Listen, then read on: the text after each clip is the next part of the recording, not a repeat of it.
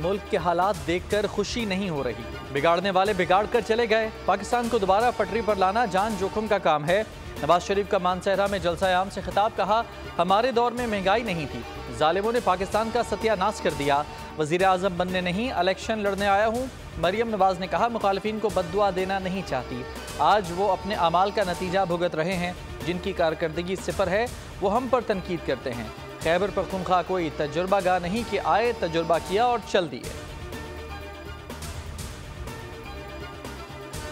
सियासी जमातें तकसीम की पुरानी सियासत कर रही हैं। नफरत की सियासत को दफन करने के लिए इलेक्शन लड़ रहा हूँ।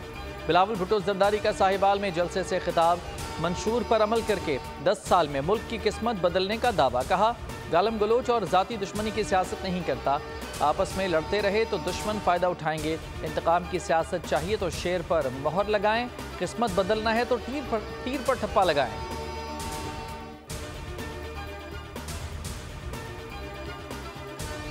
लाहौर में पानी की बात वो करते हैं जिनके अपने सूबे में पानी नहीं मिलता। साबिक वजीर आजम शहबाज शरीफ की नाम लिए बगैर बिलावल भुट्टो पर कड़ी तनकीद। अपने हल्का इंतखाब NA 123 में रैली की क़यादत के दौरान बोले 8 फरवरी को दोबारा नवाज शरीफ को लाना है। मुल्क की तकदीर बदलने के लिए मुस्लिम लीग नून का साथ दें। बरसरे इक़्तिदार आकर दोबारा लैपटॉप और फ्री अद्वियात देंगे।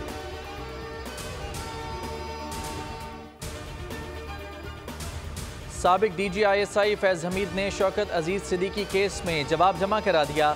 सुप्रीम कोर्ट में जमा किए गए जवाब में तमाम इल्ज़ामात को बेबुनियाद और मनगढ़ंत करार दे दिया। कहना था साबिक जज से कभी नहीं मिला और ना ही नवाज शरीफ की अपीलों पर बात हुई। साबिक chief justice Islamabad high court Anwar कासी, ब्रिगेडियर रिटायर इरफान रामे ने भी अपना जवाब जमा करा दिया। सुप्रीम कोर्ट का लार्जर बेंच बरतरफी केस के खिलाफ आईनी दरखास्तों की समाअत कल करेगा।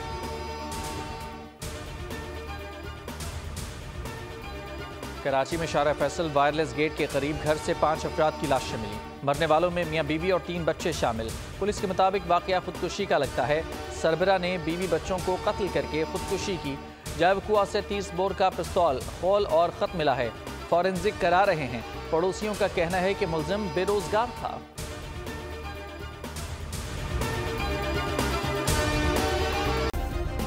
सब्सक्राइब करें और बेल दबाएं ताकि कोई खबर रह न जाए।